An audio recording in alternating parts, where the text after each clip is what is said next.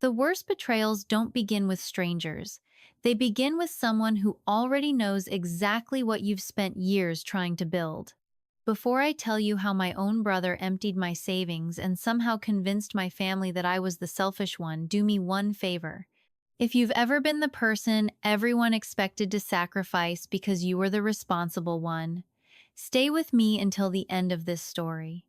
I didn't realize it then, but the truth was far bigger than one missing bank account, and what a detective uncovered later changed everything I thought I knew about my family.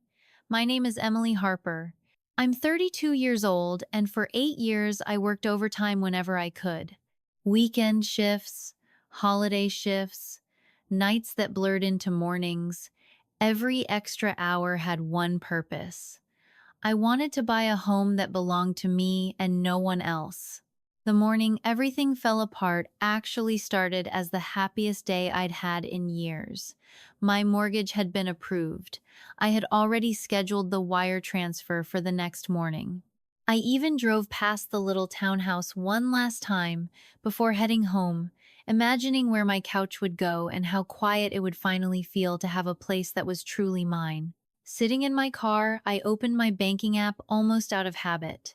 I expected to see $38,600. Instead, the screen showed $214.17. At first, I honestly thought the app had frozen. I refreshed it once, then twice, then a third time. The number never changed. My hands started shaking as I opened the transaction history. One transfer, one massive withdrawal, one recipient, Ryan Harper, my older brother. My phone slipped from my hand onto the passenger seat because nothing in the world could have prepared me for seeing his name there. Then my phone started ringing before I could even pick it back up, and the caller ID made my stomach sink even further. The call was from my mother. I answered without saying hello because something told me she already knew. Emily, she sighed, sounding tired instead of surprised. Ryan told me what happened. Please don't make this into something bigger than it has to be. I stared through my windshield at nothing. Bigger? Nearly every dollar I had earned over 8 years had disappeared, and somehow I was already the problem. Mom, I whispered. Trying to keep my voice steady, he took my savings. There was a pause just long enough to make me hope she would finally understand. Instead, she said, "He was desperate. You know how hard things have been since the business slowed down. You have a good job. You'll recover." I felt something inside me shift. Not anger, not yet, but the quiet realization that this conversation had started long before I answered the phone. Ryan had already written the story, and everyone else had accepted his version. I drove straight to his house anyway. He opened the front door holding a coffee mug, looking more inconvenienced than nervous. "Emily," he said with an impatient smile, "you didn't have to come over. Tell me this isn't real," I said. "Tell me you're fixing it today." He leaned against the doorframe like we were discussing weekend plans instead of my future.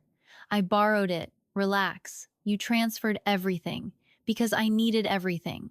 His words landed with a calmness that almost frightened me. Then he looked me straight in the eye and said, "You don't have kids." "I do. Money should go where it's needed most." Before I could answer, my mother's car pulled into the driveway. She stepped out quickly, glanced at Ryan, then at me, and folded her arms. "Emily," she said firmly, "stop embarrassing your brother in front of the neighbors." I looked at both of them, suddenly realizing I was standing completely alone. Then Ryan laughed quietly and muttered something that neither of them seemed to notice. At least the old access still worked. My heart skipped. "What old access?" I asked. His smile vanished a second too late. Ryan's expression changed so quickly that if I had blinked, I might have missed it. The confidence disappeared for just a heartbeat before he forced another smile. "Nothing," he said. Forget I said anything. But I had spent enough years watching my brother talk his way out of trouble to recognize the moment he realized he had said too much. "What old access, Ryan?" I repeated. He shrugged and looked toward our mother instead of answering me. She stepped between us like she had done since we were kids whenever Ryan needed protecting. Emily, this has gone far enough, she said. He already told you he'll pay you back. I looked at her in disbelief. With what? Mom, he emptied my account. Every dollar. She sighed as though I were the unreasonable one. Families help each other. Those words hit harder than I expected because I had heard them my entire life. When Ryan lost his first apartment, I helped. When he fell behind on car payments, I helped. When his daughter needed school supplies, I quietly bought them without telling anyone. Somehow every sacrifice became invisible the moment I finally needed something myself. I turned away before either of them could say another word and drove straight to my bank. The branch manager, Denise Walker, greeted me with a sympathetic smile after reviewing my account. She explained that years earlier I had authorized a shared payment profile so Ryan could reimburse me for household bills when we briefly lived together after his divorce. I had forgotten it even existed. It should have been removed years ago, she admitted softly. But there is something else I don't understand. She rotated her monitor toward me. The transfer from my savings was highlighted, but beneath it were several smaller access logs stretching back months. None of them had moved money, but someone had repeatedly entered my account, looked around, and left. Denise frowned. Whoever did this wasn't acting on impulse. Then she lowered her voice. Emily, this same device ID appears on another account connected to your family's name, and it doesn't belong to you. I stared at the screen while Denise quietly scrolled through the records. The account number was partially hidden, but the last four digits looked painfully familiar. I had seen them years ago on paperwork. My mother kept in a folder labeled Family Care Fund, a savings account my parents said had been created to help cover my grandmother's medical expenses during the final years of her life. After Grandma passed away, I never heard anyone mention it again. I assumed the money had been used exactly as intended. Denise noticed the change in my expression. You recognize it? She asked gently. I nodded without taking my eyes off the monitor. I think my mother has access to that account. Denise hesitated before answering. I cannot discuss another customer's financial information, but I can tell you that the same device has accessed both accounts repeatedly over the last several months. My stomach tightened. Ryan had not acted out of desperation in one terrible moment. Someone had been checking balances, studying patterns, waiting. Every login felt less like curiosity and more like preparation. Denise suggested I file a formal fraud report immediately. Until that moment, I had still been holding on to the hope that this could somehow stay inside the family. But families did not secretly monitor each other's bank accounts. Families did not quietly wait for the perfect opportunity to empty years of hard work. I walked out of the bank carrying a folder filled with transaction records that suddenly felt heavier than paper should. Sitting in my car, I kept replaying every conversation with my mother over the past year. Every time she casually asked how much I had managed to save. Every time Ryan joked that I would probably buy a bigger house than anyone else in the family. None of those comments felt harmless anymore. My phone buzzed before I could start the engine. It was a voicemail from Ryan. His voice sounded calm, almost amused. Emily, stop digging. You're about to find something you really do not want to know. I listened to it twice. Then, instead of driving home, I turned the key and headed straight for the police station. The police station felt strangely quiet, almost comforting, as if the walls had heard every version of betrayal imaginable and no longer rushed to judge anyone. I sat across from Detective Marcus Cole and slid Denise's folder across his desk without saying much. He read every page carefully, never interrupting, occasionally making a short note in a legal pad. When he finally looked up, there was no disbelief in his eyes, only patience. Emily, he said, people usually think financial crimes happen because someone loses control for one bad day. Most of the time, they begin months before anyone notices. Those words settled over me like cold rain. Suddenly, every strange conversation, every casual question about my savings, every joke Ryan had made over family dinners started fitting together like pieces of a puzzle I never wanted to solve. Marcus requested authorization to obtain additional banking records connected to the device identifier Denise had documented. While the paperwork was being processed, he asked me something unexpected. Has anyone in your family mentioned your grandmother's care fund recently? I shook my head. Not since she passed away. He nodded slowly but did not explain why he had asked. 2 days later, my phone rang while I was finishing a shift at the clinic. Marcus asked if I could come back immediately. His voice remained calm, but there was an urgency underneath it that made my drive across town feel endless. When I arrived, several files were spread across his desk. He turned one toward me.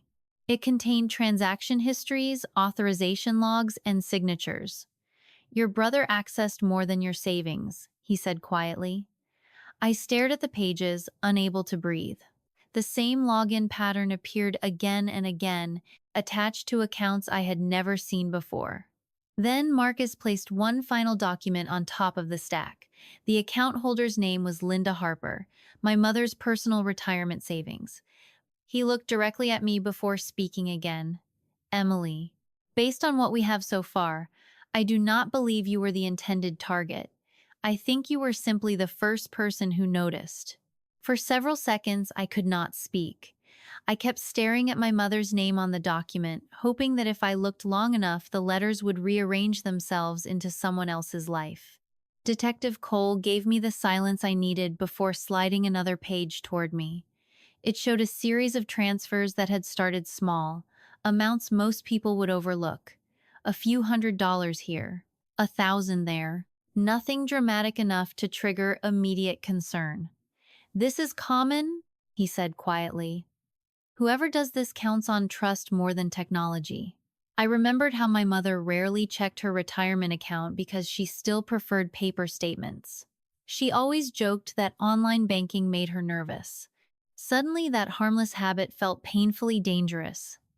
Does she know? I asked. Marcus slowly shook his head. From everything we've reviewed so far, I don't believe she does. I leaned back, exhausted in a way that had nothing to do with missing sleep.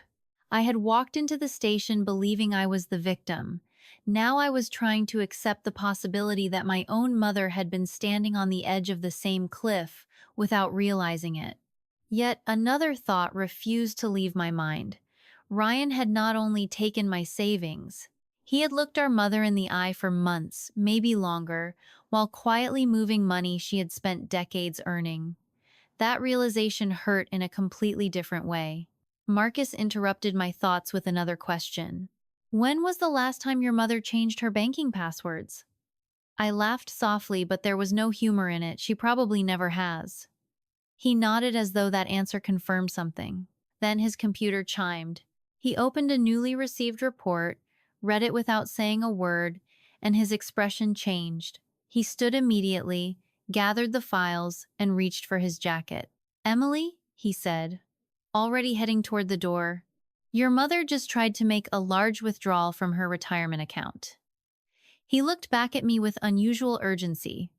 If we are right, she is about to discover something before we can get there first.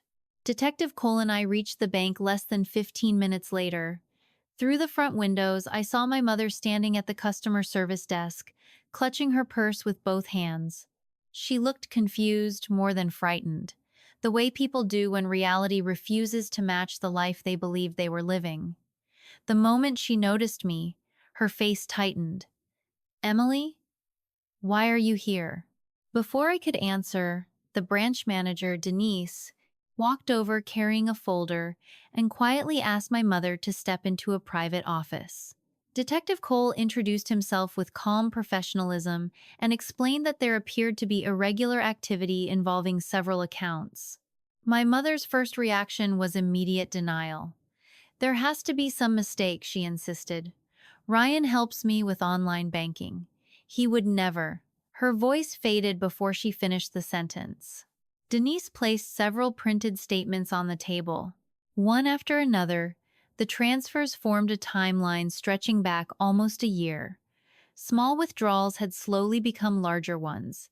Some were labeled as household expenses. Others had no description at all. My mother kept shaking her head, whispering, "No, no," as though repeating the word could erase the ink on the paper. Then the office door opened again. Ryan walked in. Someone from the bank had called him after seeing his name connected to the accounts. He looked around the room, first at me, then at Detective Cole, then at our mother. For the first time in his life, he had nowhere to hide behind charm or excuses. "Mom," he began, forcing a smile, "they're making this look worse than it is." Detective Cole calmly slid one final document across the table. It showed login records, transfer authorizations, and device matches connecting every account. Ryan stared at the page without touching it. The silence lasted so long that I could hear the wall clock ticking behind us. Finally, my mother looked directly at him. Her voice was barely above a whisper, but it carried more weight than any scream ever could. "Ryan, tell me they are wrong." He lowered his eyes, exhaled slowly, and answered with 6 words that shattered everything she still believed. "I never thought you would notice." No one spoke for several seconds after Ryan's confession. The room felt impossibly still, as though every sound had been pushed outside the walls, leaving only the quiet weight of the truth. My mother slowly lowered herself into the chair behind her. She did not cry right away. She simply stared at her son with the expression of someone replaying years of memories through an entirely different lens. Detective Cole remained composed.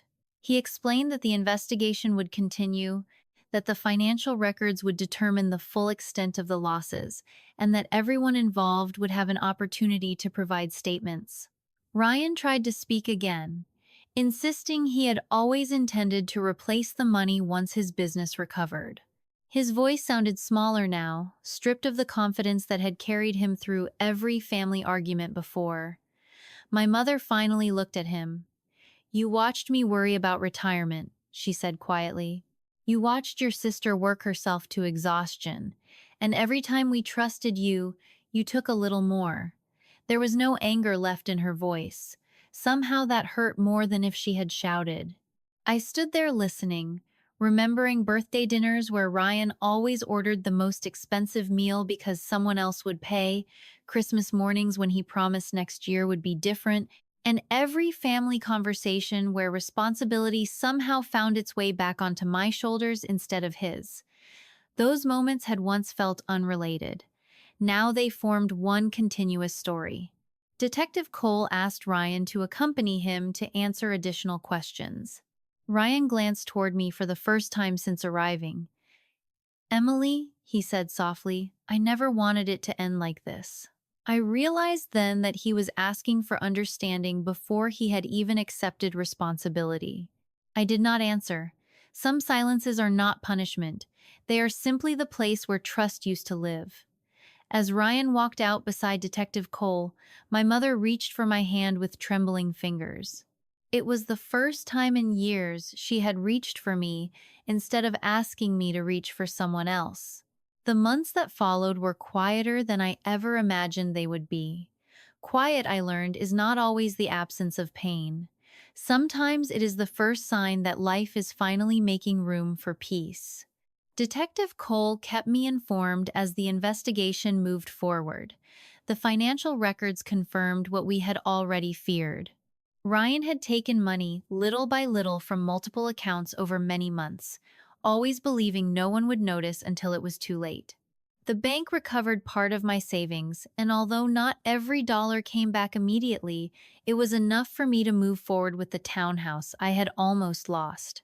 The first night I slept there, surrounded by unopened boxes and the smell of fresh paint, I realized how different silence sounded when it belonged to me instead of someone else's expectations. My mother changed in ways I never thought possible. She apologized more than once, but not with dramatic speeches. She apologized by listening. She stopped asking me to fix problems I did not create. She stopped defending Ryan before hearing the truth. We met for coffee every few weeks, and sometimes we talked about grandma, about ordinary things, about recipes and old photographs. There were still empty spaces where trust had once lived, but we no longer pretended those spaces did not exist. As for Ryan, I truly hope he finds a way to rebuild his life one honest decision at a time. Forgiveness, I discovered, is not pretending something never happened. It is refusing to let someone else's choices decide who you become. Looking back now, losing my savings was not the deepest wound. The deepest wound was realizing how easily love can become confused with endless sacrifice. If this story reminds you of someone you have known, or even a chapter of your own life, I sometimes wonder how many people quietly carry burdens like these without anyone realizing it until everything finally comes into the light. The day I unlocked the front door of my own home, I understood something my grandmother had tried to teach me years before. The strongest boundaries are built with calm hearts, because protecting your peace is never the same as abandoning your family.